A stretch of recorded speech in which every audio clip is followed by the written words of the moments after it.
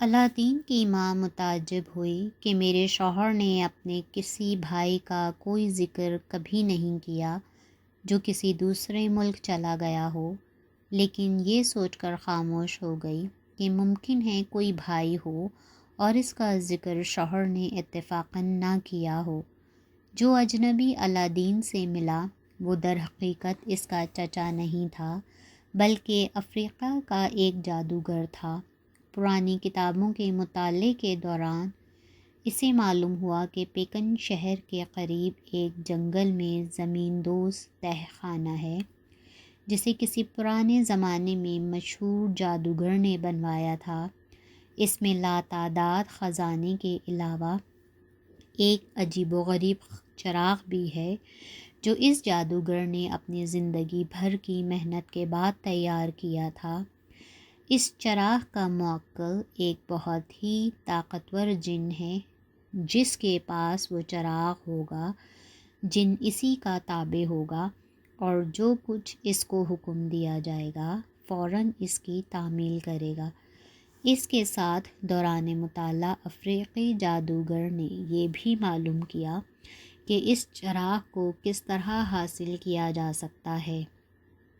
جو شرائط کتابوں میں لکھی ہوئی تھیں ان میں سے چند خاص اور اہم تھیں، مثلاً کہ تہہ خانے میں اترنے والے کی عمر 18 سال کی ہو، اس کا باپ مر چکا ہو، لڑکا جاہل اور ضدی آوارہ ہو، باپ دادا کا پیشہ درزی ہو، لڑکی کی ماں زندہ ہو، غریب گھر ہو۔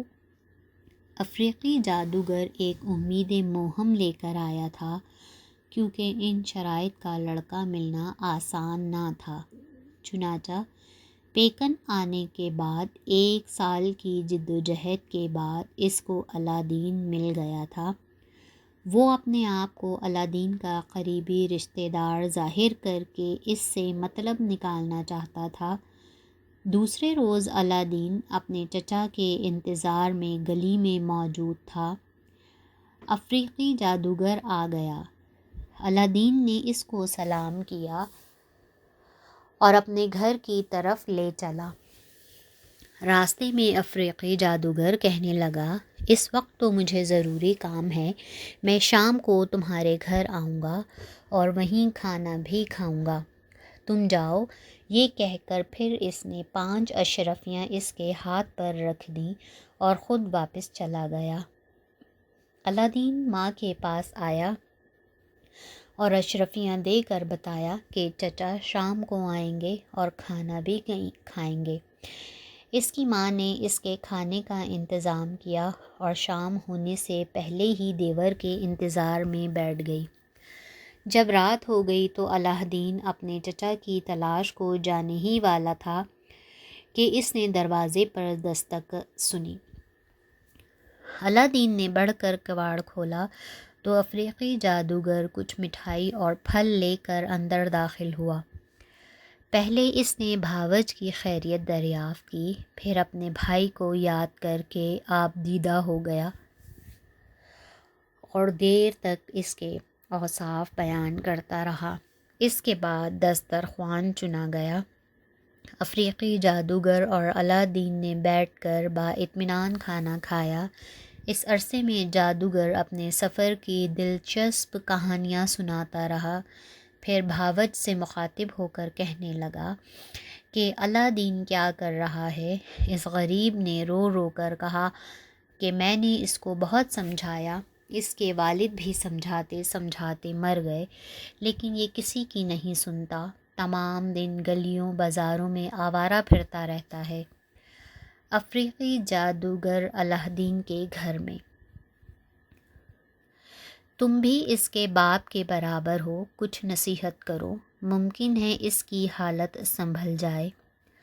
الادین شرم سے پانی پانی ہوا جا رہا تھا۔ افریقی جادوگر اس کی طرف متوجہ ہوا اور کہنے لگا، میں اس سلسلے میں تمہارے واسطے ہر ممکن کوشش کرنے کو تیار ہوں، بتاؤ تم کیا کرنا چاہتے ہو؟ یہ بڑے افسوس کی بات ہے کہ تم اتنے بڑے ہو گئے اور کچھ کام نہیں کرتے۔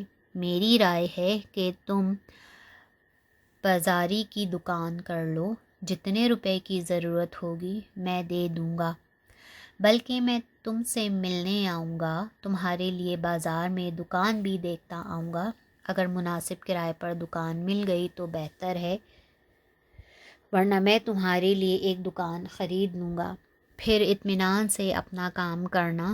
یہ سن کر الادین بہت خوش ہوا اور کہنے لگا کہ میں کپڑے کی دکان پر خوب جی لگا کر کام کروں گا، آپ میرے لیے اس کا انتظام کر دیں۔ افریقی جادوگر دوسرے دن آنے کا وعدہ کر کے چلا گیا۔ الادین اور اس کی والدہ بہت خوش تھے کہ چچا نے آ کر تمام مشکلات حل کرنے کا ارادہ کر لیا۔ الادین ایک خوبصورت سی دکان کے تصور میں سو گیا۔ دوسرے روز حسب وعدہ جعلی چچا آیا اور الادین کو اپنے ساتھ بازار لے گیا اور ایک دکان سے عمدہ کپڑے خرید کر الادین کو پہنائے، پھر اپنے ساتھ بازار میں لے گیا اور کپڑے والوں کی دکانیں دکھائیں کہ میں تمہارے لیے بھی ایسی دکان کا انتظام کر رہا ہوں، تم روزانہ ادھر آیا کرو اور دیکھا کرو کہ کاروبار کس طرح کیا جاتا ہے۔ اس کے بعد شہر کے مختلف باغات کی سیر کرائی، پھر پھل خرید کر ساتھ لیے اور الادین کو اس کے گھر چھوڑ کر چلا گیا اور کہہ گیا کہ کل تم میرے ساتھ چلنا، تمہیں اور بہترین تماشے دکھاؤں گا۔ الادین گھر آیا تو بہت خوش تھا۔ ماں اس کے کپڑے دیکھ کر بہت خوش ہوئی اور کہنے لگی کہ تم اپنے چچا کی مرضی کے مطابق چلے تو بہت آرام سے رہو گے۔ دوسرے روز پھر افریقی جادوگر آیا اور الادین کو اپنے ساتھ لے کر شہر سے باہر روانہ ہوا۔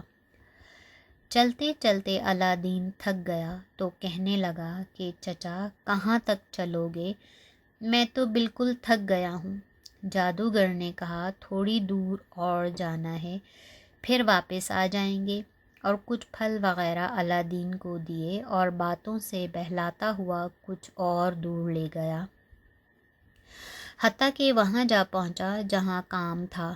اس جگہ پتھر پر بیٹھ کر افریقی جادوگر نے کہا کہ بیٹا بس ہم آگے نہیں جائیں گے، تم تھوڑی سی لکڑیاں اکٹھی کر لو تاکہ کھانا گرم کر کے کھا لیں۔ الادین نے ادھر ادھر تلاش کر کے کچھ لکڑیاں جمع کر لیں۔ افریقی جادوگر نے ان سے آگ جلائی اور کچھ سحر پڑتا رہا اور کبھی کبھی کچھ نجورت بھی آگ میں ڈال دیتا۔ تھوڑی دیر کے بعد قدموں کے نیچے سے زمین کانپنے لگی اور ایسا معلوم ہوتا تھا کہ گویا گر پڑیں گے۔ الادین ڈر گیا اور بھاگنے کا ارادہ کر لیا۔ افریقی جادوگر نے اس کو سمجھایا کہ ڈرو نہیں، لیکن الادین خوفزدہ ہو گیا۔ وہ واپس چلا تو اس کے جعلی چچا نے غصے میں اسے ایک چپت رسید کی، جس سے الادین اوندھے منہ جا گرا۔ اس عرصے میں زلزلہ بھی موقوف ہو گیا اور جہاں یہ لوگ بیٹھے تھے اسی جگہ ایک پتھر کی سل نمودار ہو گئی۔ افریقی جادوگر الادین کا ہاتھ پکڑ کر وہاں لایا اور کہنے لگا، بے وقوف لڑکے، میں تمہارا چچا ہوں اور تمہارے ہی فائدے کا کام کر رہا ہوں۔ اب پتھر سرکاؤ، اندر بہت سا خزانہ ہے، جب وہ تمہیں مل جائے گا تو تم پیکن کے امیر ترین آدمی بن جاؤ گے اور خوب عیش و عشرت کی زندگی بسر کرو گے۔ اس کے بعد اس نے اپنی انگلی سے ایک انگوٹھی اتاری اور الادین کو پہنا دی اور پیار کر کے کہا کہ بیٹا اب پتھر کو سرکاؤ۔ الادین بولا کہ اتنا بڑا پتھر میں کس طرح اٹھاؤں گا؟ اس کا جعلی چچا بولا کہ تم گھبراؤ نہیں، ایک دفعہ اس کو ہاتھ لگا کر دیکھو۔ الادین نے مارے خوف کے پتھر کو اٹھایا تو وہ واقعی نہایت آسانی سے سرک گیا اور اس کے نیچے سے ایک تہ خانے کا دہانہ نظر آیا۔ جادوگر نے کہا کہ اب تم سیڑھیوں کے ذریعے نیچے اتر جاؤ، پہلے تمہیں 3 برآمدے ملیں گے، ان میں سے گزر جاؤ۔ اس کے بعد ایک باغ آئے گا جس میں ایک شہ نشین بنا ہوا ہے اور اس کے طاق میں ایک چراغ جل رہا ہے۔ اس کو لے کر جیب میں ڈال لو، لیکن جاتے ہوئے آتے ہوئے کسی چیز کو ہاتھ نہیں لگانا، بلکہ اپنے کپڑوں کو بھی دیواروں سے بچانا، ورنہ ایک پیسہ بھی تمہیں نہیں ملے گا۔ جب چراغ لے کر واپس آؤ تو باغ میں سے کچھ پھل چاہو تو لے سکتے ہو۔ اللہ دین چچا کی چکنی چپڑی باتوں میں آ کر تہہ خانے میں اتر گیا اور تینوں برآمدوں سے گزرتا ہوا، جہاں بے شمار چاندی سونا پڑا تھا، باغ میں شہ نشین کے پاس پہنچا اور طاق میں سے چراغ اٹھا کر اپنی جیب میں رکھ لیا اور واپسی کے ارادے سے چلا تو باغ میں رنگا رنگ پھل دیکھ کر اس کا جی للچایا۔ اگرچہ وہ بہت خوف زدہ تھا، لیکن پھر بھی جلدی جلدی اس نے بہت سے پھل توڑ کر اپنی جیب میں بھر لیے، اور جب جیبوں میں گنجائش نہ رہی تو اس نے دامن میں باندھ لیے اور تہہ خانے کے دروازے پر آیا۔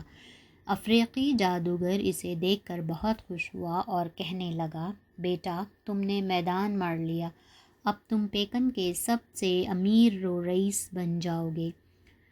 چراغ مجھے دے دو، پھر میں تمہیں باہر کھینچ لوں گا۔ اللہ دین نے کہا، چچا چراغ تو بہت نیچے جیب میں دبا ہوا ہے، پہلے تم مجھے نکالو، باہر آ کر چراغ تمہیں دے دوں گا۔ اللہ دین اور جادوئی چراغ۔ جادوگر بولا کہ نہیں، اپنے پھل نکال کر پہلے چراغ دے دو، اس کے بعد میں تمہیں نکال لوں گا۔ اللہ دین کہنے لگا، بھلا میں نے اتنی محنت کی ہے، آپ کا چراغ لایا اور اپنے لیے صرف چند پھل لایا تو وہ بھی پھینک دوں اور چراغ نکال کر آپ کو دے دوں؟ یہ نہیں ہو سکتا۔ پہلے آپ مجھے باہر نکالیے، پھر میں چراغ آپ کو دے دوں گا۔ افریقی جادوگر اللہ دین کی فطرت سے واقف نہیں تھا کہ یہ ضدی لڑکا جس وقت اپنی ضد میں آ جاتا ہے تو پھر چاہے مار کر اس کی کھال ادھیڑ دو، یہ ہرگز نہیں مانتا۔ چنانچہ جوں چراغ لینے پر اصرار کرتا رہا، اللہ دین کی ضد بڑھتی گئی۔ آخر اس نے کہہ دیا کہ چچا اگر سارا دن بھی اسی طرح کھڑے رہو گے تو میں تمہیں چراغ نہیں دوں گا۔ افریقی جادوگر کی طبیعت بھی جنونی تھی۔ غصے میں اس نے جادو کا پتھر تہہ خانے کے منہ پر سرکا دیا اور وہاں سے واپس چل دیا۔ جب چند قدم پر چل کر اس کو اپنی حماقت کا احساس ہوا تو بہت پریشان ہوا، لیکن اب کیا کر سکتا تھا؟ اول تو پتھر ہٹانا اس کی طاقت سے باہر تھا۔ اس ناکامی اور مایوسی کی وجہ سے افریقی جادوگر اتنا دل برداشتہ ہوا کہ پیکن میں بھی نہیں ٹھہرا اور دوسری طرف روانہ ہو گیا۔ غار کا منہ بند ہوتے ہی چاروں طرف اندھیرا پھیل گیا تو اللہ دین گھبرایا اور زور زور سے چلانے لگا کہ چچا چراغ تم لے لو اور مجھے یہاں سے نکالو، لیکن تہہ خانہ بند ہونے کی وجہ سے آواز باہر نہیں آئی تھی، اس لیے افریقی جادوگر نے اس کی آواز نہیں سنی۔ جب اللہ دین کو باہر سے کوئی جواب نہ ملا تو اس نے اندر باغ میں جانے کا ارادہ کیا، مگر وہ راستہ بھی نظر نہ آیا۔ اس وقت مایوسی کی حالت میں اللہ دین دیوانہ وار چاروں طرف ہاتھ پاؤں مارنے لگا کہ شاید کسی طرف سے پتھر سرک جائے۔ اتفاقاً اسی کوشش میں جادوگر کی دی ہوئی انگوٹھی کو کسی سخت چیز سے رگڑ لگ گئی۔ اس انگوٹھی کا موکل بھی ایک جن تھا۔ وہ فوراً حاضر ہوا اور کہنے لگا کہ میں اس انگوٹھی کا تابع ہوں، جو حکم دو گے تعمیل کروں گا۔ اللہ دین اس کو دیکھ کر ڈر گیا، لیکن اس وقت اس کی حالت ایسی تھی کہ وہ اپنے خوف پر غالب آ گیا اور جن سے بولا کہ مجھے میرے گھر پہنچا دے۔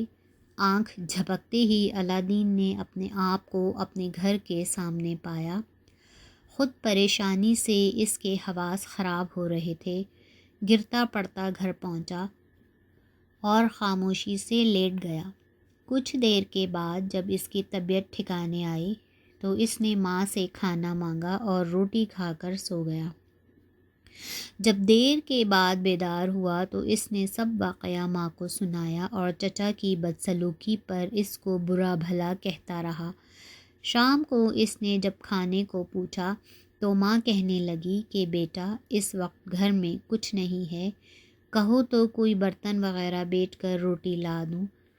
علاء الدین نے کہا کہ تم وہ چراغ فروخت کر دو جو میں تہ خانے سے لایا ہوں، وہ چاندی کا معلوم ہوتا ہے۔ علاء الدین کی ماں چراغ فروخت کرنے چلی تو اس کو خیال آیا کہ اس کو دھو کر صاف کر لوں، اس طرح شاید کچھ زیادہ قیمت مل جائے۔ چولہے کے پاس راکھ لینے گئی تو دیکھا کہ جو پھل علاء الدین لایا تھا وہ اس طرح روشن ہے جیسے چراغ۔ اس نے علاء الدین کو لا کر دکھایا تو علاء الدین ان کو پتھر سمجھا تھا، لیکن یہ تو روشنی دیتے ہیں۔ علاء الدین متعجب ہوا کہ تم ان کو احتیاط سے رکھ دو، صبح کو ان کا حال معلوم کروں گا۔ علاء الدین کی ماں نے راکھ لے کر جو ہی چراغ کو رگڑا، ایک عجیب و غریب ہیبت ناک بہت بڑا جن سامنے آ کر کھڑا ہو گیا اور ہاتھ باندھ کر کہنے لگا کہ میں اس چراغ کا موکل ہوں، جو حکم ہوگا تعمیل کروں گا۔ علاء الدین کی ماں تو اس کو دیکھتے ہی بے ہوش ہو گئی، لیکن علاء الدین چونکہ انگوٹھی والا جن دیکھ چکا تھا اس لیے نہیں ڈرا اور جن سے مخاطب ہو کر کہنے لگا میرے لیے عمدہ قسم کا کھانا لاؤ۔ یہ سن کر جن غائب ہو گیا اور ذرا سی دیر میں تھالیاں کھانے سے بھری ہوئی لا کر رکھ دیں اور واپس چلا گیا۔ علاء الدین نے جب انگوٹھی کے جن کو طلب کیا تو وہ آیا۔ اس نے پوچھا کہ میرا چچا کون تھا؟ جن نے کہا وہ تمہارا چچا نہیں بلکہ افریقہ کا ایک جادوگر ہے، وہ تم سے چراغ نکلوانا چاہتا تھا۔ اس چراغ کا موکل بھی جن ہے، وہ بہت طاقتور ہے اور ہر کام کر سکتا ہے۔ پھر علاء الدین نے ان پھل پتھروں کی بابت معلوم کی تو جن نے کہا کہ وہ نایاب جواہرات ہیں اور ان کی قیمت کروڑوں اشرفیوں کے برابر ہے۔ اس کے بعد علاء الدین نے جن کو واپس کر دیا اور ماں کو ہوش میں لانے کی تدابیر کرنے لگا۔ جب اس کی والدہ ہوش میں آئیں تو اس نے کہا کہ تو خوف نہ کر، اسی جن نے مجھے دہشت ناک غار سے نکال کر یہاں تک پہنچایا اور وہی اب ہمارے لیے کھانا لے کر حاضر ہوا ہے۔ علاء الدین کی ماں کھانے اور برتن دیکھ کر حیران رہ گئی اور کہنے لگی کہ جنوں کی دوستی ہمیں پسند نہیں، اس چراغ کو پھینک دو۔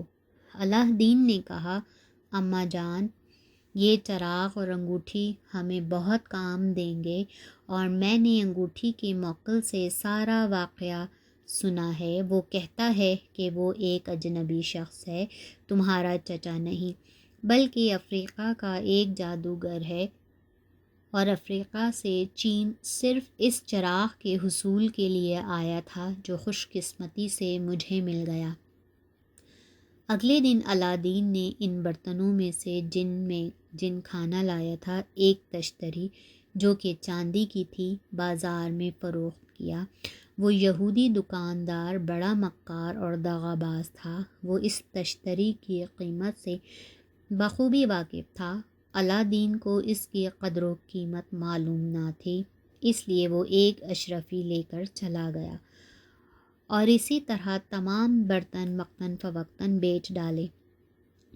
آخری مرتبہ وہ سب سے بڑا تھال لے کر اس یہودی کی دکان پر پہنچا اور 10 اشرفی میں دے دیا۔